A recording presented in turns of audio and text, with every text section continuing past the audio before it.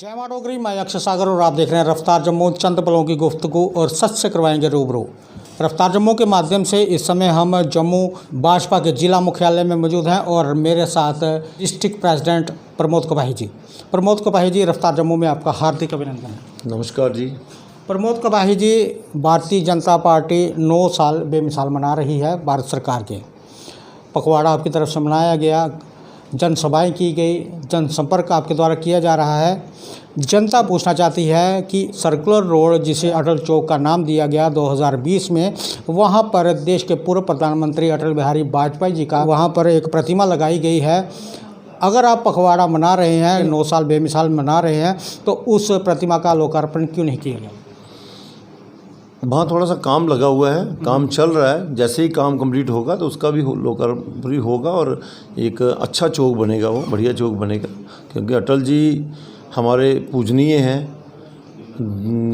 भारत को उन्होंने एक दिशा दी है।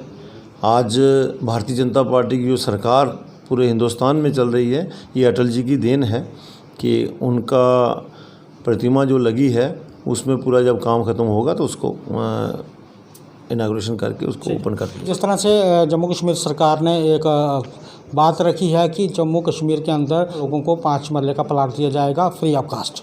उसमें जम्मू कश्मीर के लोगों की संख्या कितनी होगी, बाहर के लोगों की संख्या कितनी होगी, मापदंड क्या रखा गया है, ये सरकार की तरफ से नहीं अभी बताया जा रहा है। आपको क्या लगता है कि ये जो फैमिलीज़ हैं, क्या ये जम्मू कश्मीर की होनी चाहिए या बाहर के लोग भी होने चाहिए? क्योंकि हिंदुस्तान एक है, कोई भी जम्मू कश्मीर में आकर रह सकता है। जो मापदंड है वो क्या होना चाहिए, रेशो किस तरह से डिवाइड करनी चाहिए?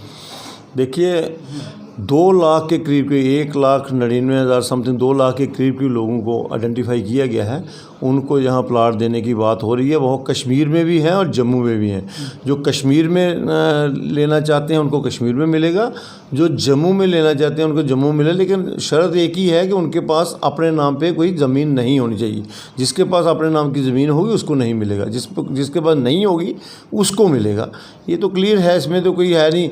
जम्मू के लोगों को भी मिल सकता है, कश्मीर के भी मिल सकता है, और जो बाहर के अगर जहाँ रह रहे हैं, उनके बच्चे जहाँ पढ़ रहे हैं, वो जहाँ रह रहे हैं, उनकी फैमिलीज इधर हैं, वो नौकरियाँ जहाँ कर रहे हैं, जहाँ वो काम जहाँ कर रहे हैं, तो उनका भी हक बनता है। उसमें क्या है? तो देखा जा रहा है कि जो जम्मू कश्मीर प्रशासन है उनकी तरफ से जब भी कोई प्रतिक्रिया आती है या जिस तरह से चीफ सेक्रेटरी साहब या एलजी साहब बात रखते हैं, तो कभी भी भाजपा उसका विरोध नहीं करती है। और सुनने में ये भी आ रहा है कि जम्मू कश्मीर भाजपा और जो ब्यूरोक्रेसी है इसमें आपस में तालमेल नहीं है।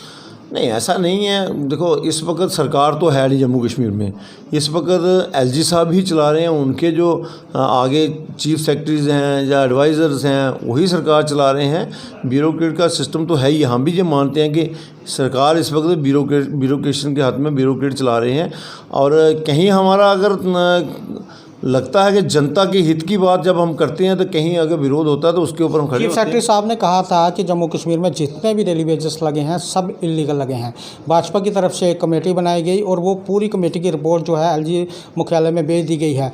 उस पर कोई कार्रवाई अभी तक नहीं हो रही। और आप कह रहे हैं कि जम्मू कश्मीर में भाजपा की सरकार नहीं है, जम्मू कश्मीर प्रशासन केंद्र द्वारा घोषित किया गया है। अगर केंद्र में भाजपा की सरकार है तो डायरेक्ट या इनडायरेक्ट एलजी भी आपके ही हैं।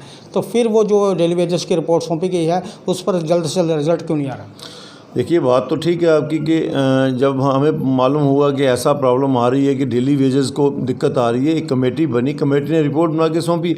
अब ये काम एलजी साहब का है और वहाँ के जो हमारे ब्यूरोक्रेट्स हैं, चाहे उसमें चीफ सेक्रेटरी है चाहे कुछ और हैं, अब वो वेरीफाई करेंगे। जैसे ही वेरीफाई होगा इसका हल, मैंने पहले भी कहता आया हूँ, आज भी यही कहूँगा कि ये जो लोग हैं इनका कोई कसूर नहीं है, ये बेकसूर है। क्योंकि जिसने इनकी नौकरियाँ लगाई हैं वो सरकारें, जब वो एम्प्लॉइज़ जो ऑफिसर्स जिन्होंने लगाई है, कसूर उनका है। अगर उनके पास इनको पक्का करने की नहीं क्षमता थी या सैलरी देने की नहीं क्षमता थी तो उन्होंने क्यों लगाया? अगर लगाया है तो किस दायरे में, किस ऑर्डर के तहत लगाया, ये जवाब उनको देना है। ये केस उन लोगों पर चलना चाहिए।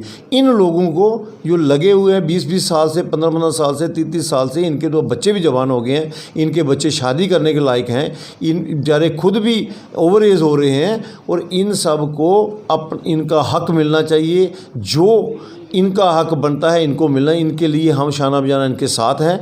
जहाँ भी हमारी ज़रूरत है हम इनके साथ खड़े होंगे और हमारी भी कोशिश रहेगी। ये हमारे घर के अपने बंदे हैं, कोई बाहर के थोड़ी हैं, इसी देश के रहने वाले हैं, इसी समाज में रहने वाले हैं। हमारे कोई भाई है, कोई भतीजा है, कोई रिश्तेदार है, कोई मोहल्ला है, पड़ोसी है, सब हमारे ही हैं। तो हम तो इनके साथ खड़े हैं और हमारा ये आग्रह रहेगा एलजी साहब को भी और एडमिनिस्ट्रेशन को भी कि जल्द से जल्द इनका फैसला किया जाए। जो रिपोर्ट गई है बन के, उस रिपोर्ट को देखा जाए और रिपोर्ट के हिसाब से जो भी इनका हक बनता है इनको हक दिया जाए। ठीक है प्रमोद भाई जी, हम देख रहे हैं जम्मू में चाहे राजनीतिक दल हो और आम पब्लिक भी चाहती है कि जम्मू कश्मीर में चुनी हुई सरकार होनी चाहिए। ब्यूरोक्रेसी और आम जनता में बहुत ज़्यादा गैप है। जनता का कहना है कि जो हमारे प्रतिनिधि होते हैं हम उनसे जाकर बात कर सकते हैं।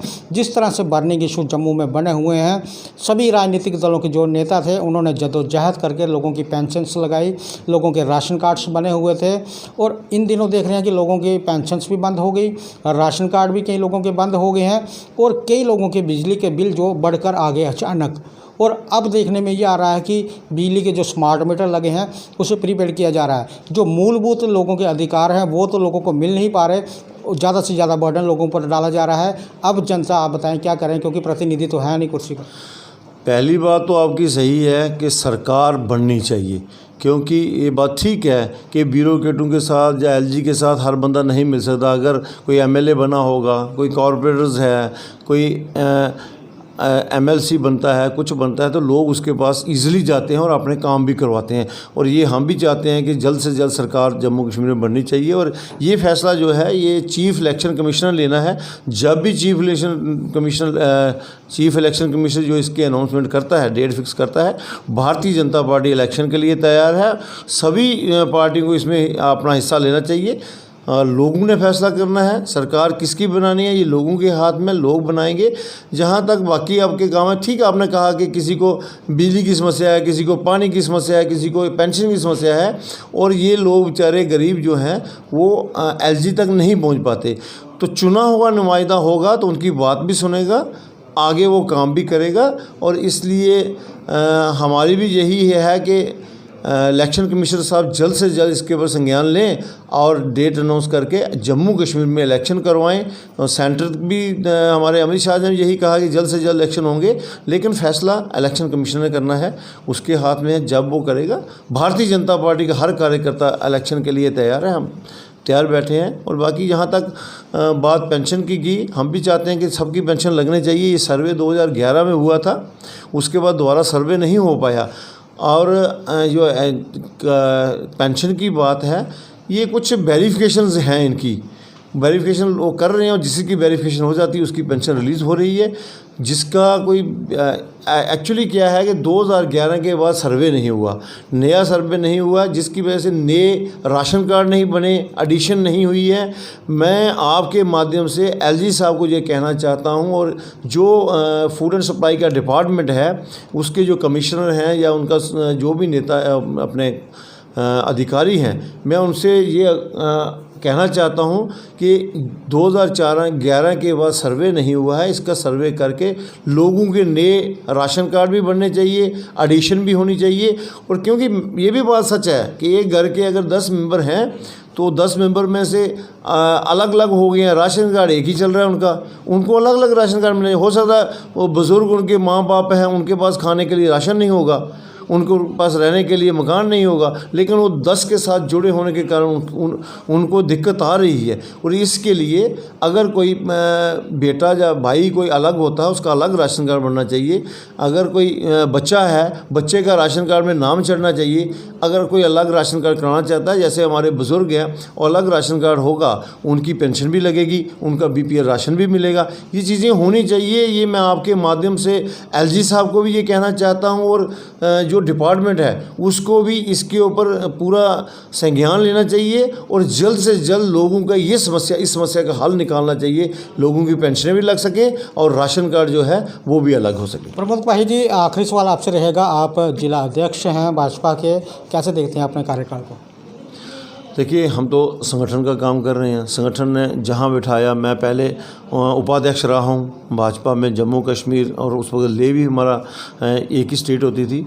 तो उसके बाद अगर संगठन ने कहा कि जम्मू ज़िला में आपने काम करना है, तो हमें संगठन की बात मानते हैं। संगठन के व्यक्ति हैं, संगठन जहाँ बिठाएगा, कल संगठन जहाँ से उठाकर हमें कहीं मंडल में बोलेगा, बूथ में बोलेगा, वहीं भी काम करेंगे, क्योंकि हम संगठन के साथ जुड़े हैं, संगठन का काम करने के लिए आए हैं। संगठन की दृष्टि से जो संगठन को अच्छा लगेगा हम वो करेंगे, और हमारा कोशिश रहेगा कि यहाँ हम सबको साथ लेकर चलें, सबका सहयोग लेकर चलें, हर कार्यकर्ता को साथ लेकर, जो छोटे बड़े नेता को साथ लेकर चलेंगे, और जम्मू ज़िला को एक अच्छी तरह चलाने की कोशिश करेंगे। यहाँ जो भी कार्य होगा, हमारा आप देखते हैं हमारे 5 मंडल हैं, 5 मंडलों के 5 मंडल अध्यक्ष जो हैं वो भी अपना अपना कार्य कर रहे हैं। हम सब मिलके इस जिला, इसमें मंडल की टीम है, जिला की टीम है, सब मिलके कार्य कर रहे हैं, और जो हुक्म जो हमें संगठन की तरफ से काम मिलता है हम कर रहे हैं। जैसे अब 30 दिन का, ये 30 मई से लेकर 30 जून तक ये प्रोग्राम आए, सभी प्रोग्राम भव्य तरीके से हुए। जम्मू ज़िला ने बहुत अच्छे तरीके से प्रोग्राम किए हैं।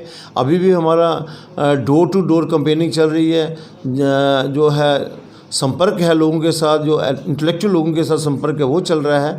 हम सुबह शाम 24/7 जो है लोगों के बीच हैं, और हमारा पूरा दिन जो होता है लोगों के साथ इंटरेक्शन, घर घर जाना, जो उपलब्धियाँ स्टेट की हैं वो लोगों के, जो हमारी स्टेट्स की तरफ से काम हुए वो लोगों तक पहुँचाना, और सेंटर की जो उपलब्धियाँ, जो स्कीमें हैं वो हम लोगों तक पहुँचाने की कोशिश कर रहे हैं, ताकि हर व्यक्ति को स्कीमों के बारे में जानकारी हो और वो उसके ऊपर उसका बेनिफिट ले सके। ठीक है, प्रमोद कुपाही जी, समय देने के लिए बहुत बहुत धन्यवाद। धन्यवाद जी, नमस्कार आपका भी। जिला अध्यक्ष प्रमोद कुपाही जी हमारे साथ बातचीत कर रहे थे, और इनका यही कहना है कि मैं ज़मीनी स्तर का कार्य करता हूं। जहां संगठन बोलेगा, चाहे बूथ में बोलेगा, मंडल में बोलेगा, डिस्ट्रिक्ट में बोलेगा, जहां काम करने के लिए बोलेगा, 8 पहर में तत्पर रहूँगा। और इनका यही कहना है कि जिला की पूरी टीम अच्छे तरीके से वर्क कर रही है, और इन्होंने जम्मू कश्मीर प्रशासन और भारत सरकार से भी कहा है कि जनता की हर एक मूलभूत ज़रूरत उन तक पहुँचनी चाहिए।